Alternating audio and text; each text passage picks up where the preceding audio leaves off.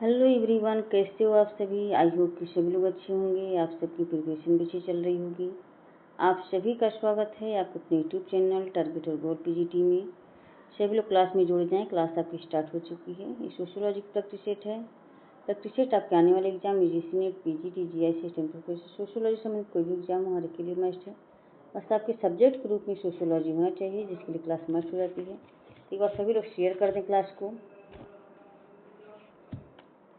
आज का ये फर्स्ट क्वेश्चन है, निम्न में से किसने संरचना को सामाजिक शक्तियों की अंतःक्रियाओं का जाल कहा है। अंतःक्रियाओं का जाल किसने कहा है। ये किसने संरचना को सामाजिक शक्तियों की अंतःक्रियाओं का जाल बताया है, किसने। तो ये क्या हो जाएंगे इसके right answer. Max Weber, Karl Marx, Karl Mannheim, Herbert Spencer. ये कार्ल मैनहीम हो जाएंगे, ऑप्शन सी हो जाएंगे। ये कार्ल मैनहीम ये एक हंगेरियन समाजशास्त्री हैं। ये हंगरी बुडापेस्ट हंगरी की इनका ये रहने वाले हैं। इनका जन्म 27 मार्च 1893 में इनका जन्म होता है बुडापेस्ट हंगरी में, और इनका मृत्यु हो जाता है 9 जनवरी 1947 को। ज्ञान के समाजशास्त्र के संस्थापक के रूप में से एक थे। ये ज्ञान के समाजशास्त्र के संस्थापक माने जाते हैं। ये संस्कृति का समाजशास्त्र इनकी अवधारणा है। संस्कृति का समाजशास्त्र, ज्ञान का समाजशास्त्र। ये ज्ञान का समाजशास्त्र जो है ये मार्क्स के वर्ग से संबंधित है, सिद्धांत पर आधारित है। इनका ये ज्ञान का समाजशास्त्र जो ये दिए थे कि ये मार्क्स के वर्ग संबंधी सिद्धांत पर आधारित है। ये मार्क्सवादी नहीं थे, लेकिन इनका जो था ये ज्ञान का समाजशास्त्र ये मार्क्स के वर्ग संबंधी सिद्धांत पर आधारित था। इनकी पुस्तक है आइडियोलॉजी एंड यूटोपिया। इनकी पुस्तक है आइडियोलॉजी एंड यूटोपिया, 1929 को लिखी गई थी इनकी पुस्तक। Essay in sociology of knowledge, essay in sociology of knowledge इनकी पुस्तक है जो 1920 में लिखी गई थी। 1920 में संस्कृति, यहाँ एस्से इन सोशियोलॉजी ऑफ कल्चर ये 1956 में लिखी गई थी। इनके मरने के बाद ये पुस्तक प्रकाशित हुई थी। नेक्स्ट क्वेश्चन है फ्रेंड्स, एक बार सभी लोग शेयर कर दें क्लास को। क्लास से पहली बार जुड़े हैं तो इस चैनल को सब्सक्राइब कर लें आप लोग, तो प्लीज़ आप लोग जल्दी से शेयर कर दीजिए। नेक्स्ट क्वेश्चन है, अपराधियों का पुनर्वास क्या है। अपराधियों का पुनर्वास क्या है। समाजीकरण, विसमाजीकरण, पुनर्समाजीकरण, प्रत्याशी समाजीकरण। तो इसका राइट आंसर क्या हो जाएंगे। अपराधियों का पुनर्वास क्या है। समाजीकरण, विसमाजीकरण, पुनर्समाजीकरण, प्रत्याशी समाजीकरण। तो इसका राइट आंसर क्या हो जाएंगे, सभी लोग कमेंट कर बताएं। तो इसका राइट आंसर ऑप्शन सी हो जाएंगे, पुनर्समाजीकरण। Option C, पुनर्समाजीकरण। तो अपराधियों का पुनर्वास क्या होता है, तो पुनर्समाजीकरण होता है। तो ऑप्शन यहाँ पर सी हो जाएंगे। नेक्स्ट क्वेश्चन है, वह प्रक्रिया जिसके द्वारा व्यक्ति सामाजिक मानदंडों को सीखता है। वह प्रक्रिया जिसके द्वारा व्यक्ति सामाजिक मानदंडों को सीखता है कहलाती है समाजीकरण, संस्कृतिकरण, दर्पणित व्यक्तित्व, स्वबोध। तो इसका राइट आंसर क्या हो जाएंगे, वह प्रक्रिया जिसके द्वारा व्यक्ति सामाजिक मानदंडों को सीखता है कहलाती है। तो इसका राइट आंसर क्या हो जाएंगे, ये वह प्रक्रिया जिसके द्वारा व्यक्ति सामाजिक मानदंडों को सीखता है कहलाता है समाजीकरण हो जाएगा। तो ऑप्शन यहाँ पे ए हो जाएंगे, समाजीकरण। ऑप्शन ए, जब सोशलाइजेशन होता है, समाजीकरण होता है, तो उसी में व्यक्ति समाजीकरण से हर चीज सीखता है। नेक्स्ट क्वेश्चन है, फ्रायड का ईड किस पक्ष से संबंधित है। फ्रायड का ईड किस पक्ष से संबंधित है। तर्क, शत्रुता, दंड, मूल प्रेरणाओं फ्रायड का ईड किस पक्ष से संबंधित है? तो क्या हो जाएंगे इसके राइट आंसर? ऑप्शन डी हो जाएंगे, मूल प्रेरणाओं।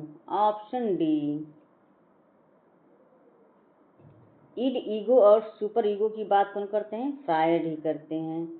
और ये आई और मी की बात कौन करते हैं? जीएच मीड करते हैं। नेक्स्ट क्वेश्चन है, प्रत्याशित समाजीकरण किस समूह के सदस्यों के लिए है? प्रत्याशित समाजीकरण किस समूह के सदस्यों के लिए है? केवल अंतर समूह सदस्यों के लिए, केवल गैर समूह सदस्यों के लिए, केवल प्राथमिक समूह सदस्यों के लिए, केवल द्वितीयक समूह सदस्यों के लिए? तो इसका राइट आंसर क्या हो जाएंगे? ये केवल गैर समूह सदस्यों के लिए। ऑप्शन बी हो जाएंगे, प्रत्याशित समाजीकरण। तो ये जो होता है कि आपको नए प्लेस पे अगर यहाँ से कहीं और मन जाते हैं अपनी जगह, कहीं दूसरे नया वहाँ पर आपके लिए नया वहाँ पर जगह हो, नया प्लेस हो, नए लोग हों, तो आपके लिए थोड़ी सी वहाँ मुश्किल हो जाएगी। वहाँ के रहन सहन, वहाँ का रीति रिवाज, खान पान, हर चीज़ आपको सीखना पड़ेगा। तब वहाँ पर तो क्या हो जाएगा? प्रत्याशित समाजीकरण होता है। तो गैर समूह सदस्यों के लिए होता है ये। ऐसे मानिए एक लड़की की शादी होती है, तो शादी करके जब ससुराल में जाती हैं तो उनके लिए वो चीज़ नया चीज़ होता है। तो हर चीज़ वहाँ के तौर तरीके, वहाँ का रहन सहन, हर चीज़ वहाँ का सीखना पड़ता है कि हाँ कैसे होगा। तो ये गैर समूह सदस्यों के लिए प्रत्याशित समाजीकरण होता है। तो ऑप्शन यहाँ पर बी हो जाएंगे। नेक्स्ट क्वेश्चन है, सामाजिक नियंत्रण की आवश्यकता किसके लिए नहीं है? सामाजिक नियंत्रण की आवश्यकता किसके लिए नहीं है? नहीं पूछा यहाँ पर। सामाजिक सुदृढ़ता के लिए, सांस्कृतिक कुसमायोजन को रोकने के लिए, मूल्यों के संघर्ष पर नियंत्रण के लिए, किसी की पहचान एक ताकतवर के रूप में स्थापित करने के लिए? तो क्या हो जाएंगे इसके राइट आंसर? ऑप्शन यहाँ पर किसी की पहचान एक ताकतवर के रूप में स्थापित करने के लिए। यहाँ क्या पूछा है? यहाँ आवश्यकता किसके लिए नहीं है? सामाजिक नियंत्रण की आवश्यकता सामाजिक सुदृढ़ता के लिए है, सामाजिक कुसमायोजन को रोकने के लिए है, मूल्यों के संघर्ष पर नियंत्रण के लिए है। सामाजिक नियंत्रण किसी की पहचान एक ताकतवर के रूप में स्थापित करने के लिए नहीं, ये गलत हो जाएगा। तो ऑप्शन यहाँ पर डी हो जाएंगे, यहाँ नहीं पूछा हुआ है। नेक्स्ट क्वेश्चन है, मनुष्य की अति सामाजिक अवधारणा के लेखक कौन है? मनुष्य की अति सामाजिक अवधारणा के लेखक कौन है? K Danziger, R Dahrendorf, I Crewe, D H Wrong? इसका राइट आंसर क्या हो जाएंगे? ये ऑप्शन डी हो जाएंगे, D H Wrong. Option D. Next question है,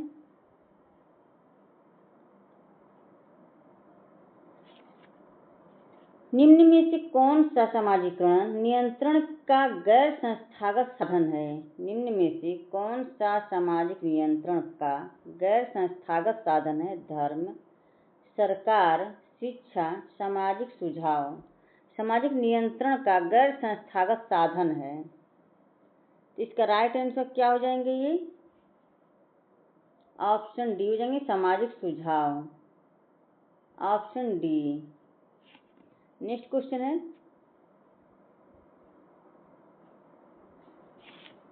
निम्न में से कौन सा सामाजिक नियंत्रण का प्रकार नहीं है? निम्न में से कौन सा सामाजिक नियंत्रण का प्रकार नहीं है? नहीं पूछा यहाँ पर। व्यक्ति के व्यवहारों पर नियंत्रण, समाज में विषम रूपता बनाए रखना, सामाजिक सुरक्षा बनाए रखना, परंपराओं की रक्षा। निम्न में से कौन सा सामाजिक नियंत्रण का प्रकार नहीं है? इसका राइट आंसर क्या हो जाएंगे? ये तो यहाँ पर व्यक्ति के व्यवहारों पर नियंत्रण सामाजिक नियंत्रण का प्रकार नहीं है। व्यक्ति के व्यवहारों पर नियंत्रण, सामाजिक सुरक्षा बनाए रखना, परंपराओं की रक्षा, ये सब है। समाज में विषम रूपता बनाए रखना ये नहीं है। तो ऑप्शन यहाँ पे बी हो जाएंगी।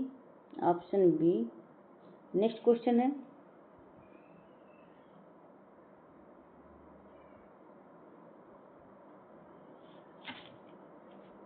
निम्न में से कौन सा क्रॉस्बी द्वारा सूचीबद्ध अनौपचारिक नियंत्रण के मूल प्रकारों में से नहीं है?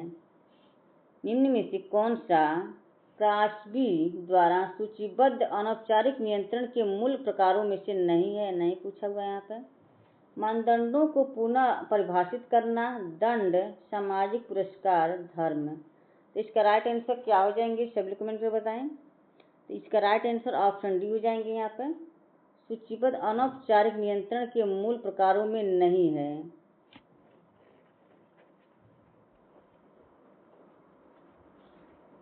अनौपचारिक नियंत्रण के मूल प्रकारों में नहीं है।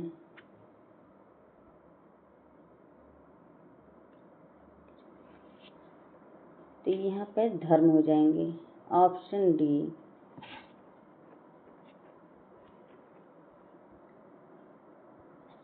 नेक्स्ट क्वेश्चन है, निम्न में से किस व्यवस्था में एक व्यक्ति को कानून और प्रथा द्वारा दूसरे की संपत्ति माना जाता है जो पूर्णतः अधिकार विहीन होता है और जिसका सुरक्षा एक बैल या गधे की तरह से किया जाता है?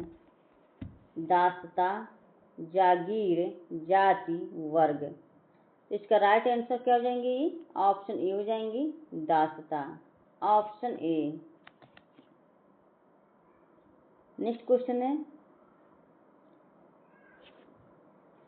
सामाजिक स्त्रीकरण के संरचनावादी उपागम से निम्न में से कौन संबंधित है? सामाजिक स्त्रीकरण के संरचनावादी उपागम से निम्न में से कौन संबंधित है? तो David Martin, Louis Dumas, मैकिम Marriott, BS. D'Souza. तो इसका राइट आंसर क्या हो जाएंगे? ये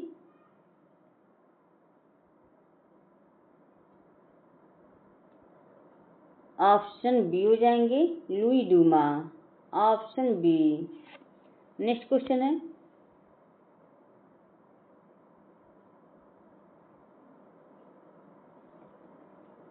मैकाइवर और पेज के अनुसार समाज में आचरण के मान्य या स्वीकृत तरीके क्या हैं? मैकाइवर और पेज के अनुसार समाज में आचरण के मान्य और स्वीकृत तरीके क्या हैं? मूल्य, नियम, लोक रीतियाँ, स्वीकृतियाँ।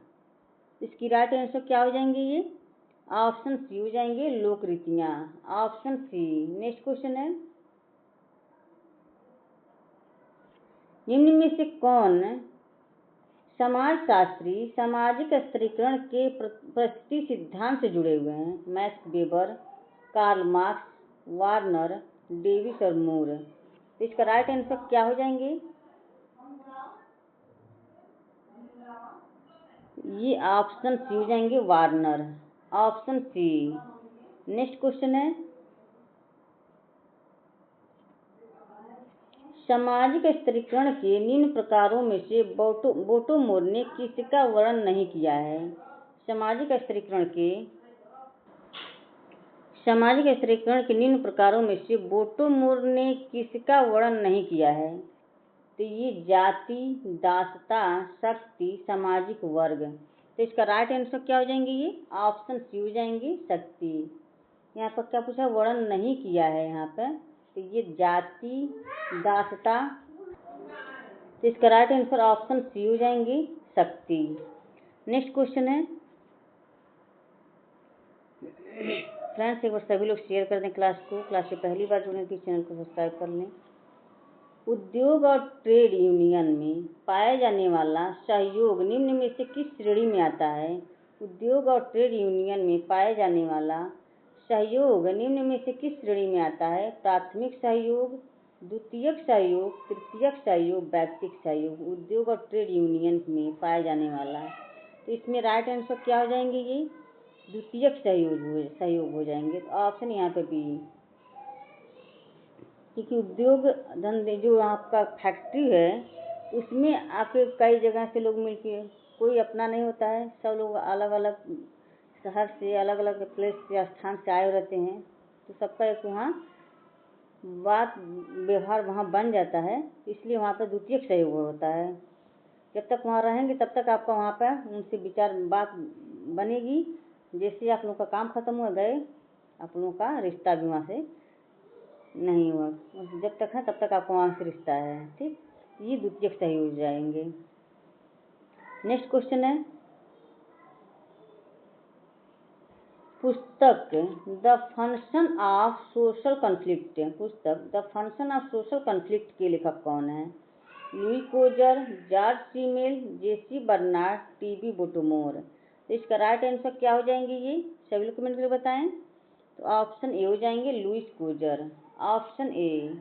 नेक्स्ट क्वेश्चन है, यह किसने कहा कि मालूम तो यही होता है कि हमारे अन्य लोगों के साथ संबंधों में सदैव संघर्ष के तत्व रहना अनिवार्य है, और वैसे ही परस्पर सहायता का भी जीवन की सूची योजना उसकी अपेक्षा करती है। हमारा स्वयं सुख लक्षण उसे प्रतिबिंबित करता है, और प्रेम एवं कलह मनुष्य के मस्तक पर साथ साथ बैठते हैं। C.H. फूले, मैकाइबर और पेज, गिलिन एवं गिलिन, हाउस।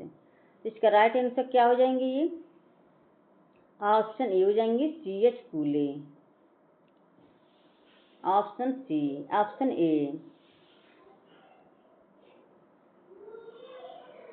नेक्स्ट क्वेश्चन है, निम्न में से कौन सा खुला स्तरीकरण व्यवस्था का संकेतक है? निम्न में से कौन सा खुला स्तरीकरण व्यवस्था का संकेतक है? निर्जातीयता, जाति, वर्ग, धर्म। खुला स्तरीकरण व्यवस्था का संकेतक है, तो इसका राइट आंसर क्या हो जाएंगे? ये वर्ग हो जाएंगे, ऑप्शन ए, ऑप्शन सी, खुला। वर्ग क्या है? निर्जातीयता, जाति, धर्म। आपका ये बदल नहीं सकते, लेकिन वर्ग किस वर्ग में ये आपका ये खुला स्तरीकरण कहाएगा, तो ऑप्शन यहाँ पर सी हो जाएंगे, वर्ग। नेक्स्ट क्वेश्चन है, तरवण परिवार की विशेषता, तरवण परिवार की विशेषताओं के सही जोड़े को इंगित कीजिए। यह एक मातृवंशी संयुक्त परिवार है। ये आपका फर्स्ट तो सही हो जाएगा, यह पितृवंशी संयुक्त परिवार है, तो ये गलत हो जाएगा, ये नहीं होगा। यह मलाबार के नायरों में पाया जाता है, हाँ ये भी सही है। तरवण की संपत्ति केवल स्त्रियों को ही की होती है। कर्णवान तरवण की संपत्ति का प्रबंधक होता है। तरवण की संपत्ति केवल स्त्रियों की होती है, तो इसमें 4 भी सही हो जाएगा आपका। काका जब जिसमें आपका 2 नहीं होगा वो नहीं होगा आपका।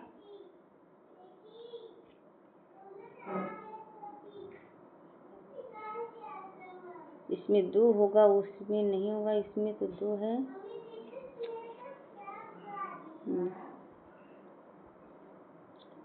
क्या पूछा? इसमें जोड़े सही जोड़े को इंगित करना है। जब बड़ा हो जाए तब उसको तवाजी में विभक्त किया जाता है। कर्णवान तरवण की संपत्ति केवल स्त्रियों की होती है, 4 भी है, 2 3 4 भी हो जाएगी। 2 1 3 4 1 3 4। इसका क्या हो जाएगा? तरवाड़ की संपत्ति केवल स्त्रियों की होती है, तो इसमें ये भी गलत हो जाएगा, एक हो जाएगा, पितृ नहीं होगा, मलबार के 3 हो जाएगा। इस संपत्ति केवल स्त्रियों की होती है, नहीं तो ये करवा 5 और ये 6। ऑप्शन 1 3 5 6 ऑप्शन बी हो जाएंगे, right answer option B. Next question है,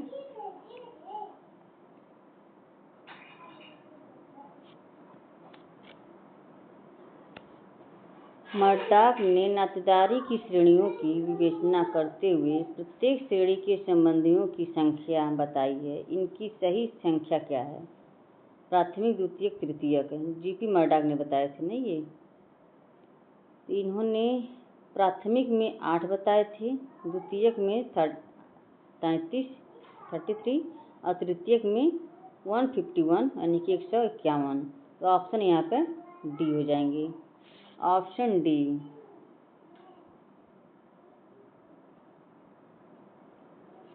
नेक्स्ट क्वेश्चन है, यहाँ ऑप्शन डी हो जाएंगे। भारत में किनके प्रयासों से सन 1856 में हिंदू विधवा पुनर्विवाह नियम पारित हुआ था? दयानंद सरस्वती और रामकृष्ण परमहंस, ज्योतिबा फूले और आत्माराम पांडुरंग, राजा राम मोहन राय और ईश्वर चंद्र विद्यासागर, गोविंद रनाडे और BR अम्बेडकर। 1856 में क्या हो जाएंगे इसके राइट आंसर? तो ये ऑप्शन सी हो जाएंगे, राजा राम मोहन राय और Ishwar Chandra Vidyasagar, option C. Next question है, यह किसने कहा कि नातेदारी मात्र रिश्तेदारों के मध्य का संबंध है, यानी वे लोग जो वास्तविक, अनुमानित या काल्पनिक रक्त संबंध से जुड़े होते हैं? Abercrombie, Robin Fox, Radcliffe Brown, Nimkoff. तो इसका राइट आंसर क्या हो जाएंगे? ये ऑप्शन बी हो जाएंगे, Robin Fox, option B. Next question है, बाहरी प्रभावों से जनजातीय संस्कृतियों के संरक्षण के लिए राष्ट्रीय उपवन बनाने का सुझाव किसने दिया है? राष्ट्रीय उपवन बनाने के सुझाव किसने दिया था? GS Ghurye, AR Desai, NK Bose, barrier Alvin. तो ऑप्शन डी हो जाएंगे, बेरियर एल्विन। नेक्स्ट क्वेश्चन है, फ्रेंड्स सभी लोग बस शेयर कर दें क्लास को। क्लास से पहली बार जुड़े प्लीज चैनल को सब्सक्राइब कर लें। शारदा एक्ट किस वर्ष पारित हुआ था? शारदा एक्ट किस वर्ष पारित हुआ था? 1929, 1935, 1939, 1942। शारदा एक्ट किस वर्ष पारित हुआ था? इसका राइट आंसर क्या हो जाएंगे? ऑप्शन ए हो जाएंगे, 1929, ऑप्शन ए। नेक्स्ट क्वेश्चन है, निम्न में से कौन सा विकल्प सही नहीं है या नहीं पूछा हुआ है? कौन सा विकल्प सही नहीं है? सन 1946 भोर संपत्ति की रिपोर्ट। बी 1952 परिवार नियोजन कार्यक्रम का प्रारंभ किया जाना।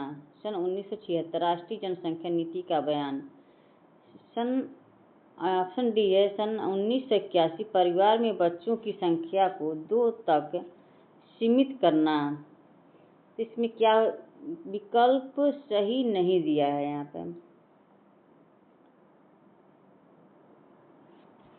तो यहाँ पे 1946 भोर संपत्ति की रिपोर्ट, 1952 परिवार नियोजन कार्यक्रम का प्रारंभ किया जाना, 1976 राष्ट्रीय जनसंख्या नीति की बयान, 81 में परिवार में बच्चों की संख्या को 2 तक सीमित करना। तो यहाँ पे ऑप्शन डी हो जाएंगे, ये गलत है, तो इसलिए राइट आंसर ऑप्शन डी हो जाएंगे, यहाँ नहीं पूछा था इसलिए।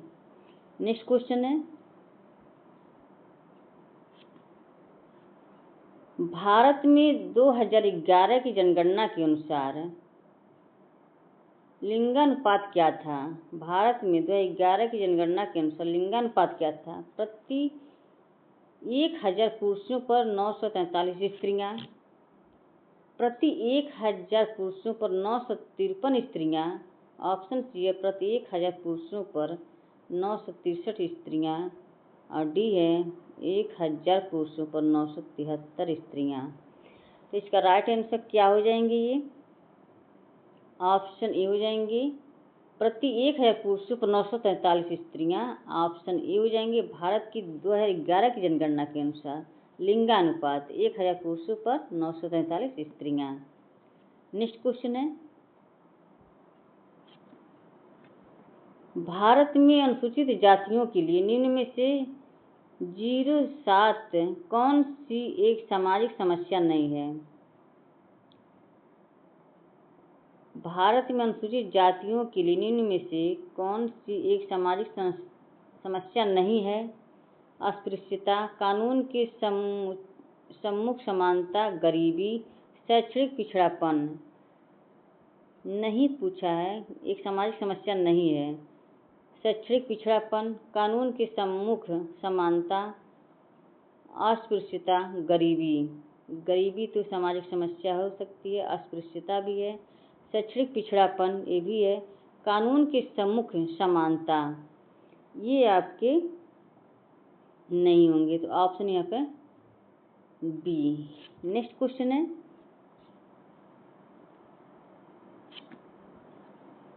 सन 2011 की जनगणना के अनुसार भारत का अनुमानित औसत जनसंख्या घनत्व क्या है? 200 व्यक्ति वर्ग किलोमीटर, 382 व्यक्ति प्रति वर्ग किलोमीटर, 400 व्यक्ति प्रति वर्ग किलोमीटर, 474 व्यक्ति प्रति वर्ग किलोमीटर। तो इसका राइट आंसर क्या हो जाएंगे? ये ऑप्शन बी हो जाएंगे, 382 व्यक्ति प्रति वर्ग kilometre, option B. Next question है, यहाँ पे लगता है कुछ ऑप्शन यहाँ पे गलत है। अपराध का विभेदक साहचर्य का सिद्धांत किसने दिया था? George Ritzer, Howard Becker. अपराध का विभेदक साहचर्य का सिद्धांत किसके द्वारा दिया गया है? George Ritzer, Howard baker.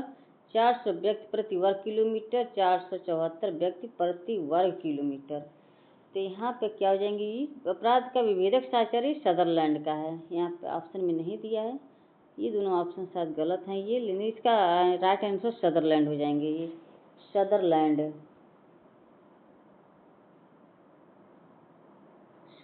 हो जाएंगे।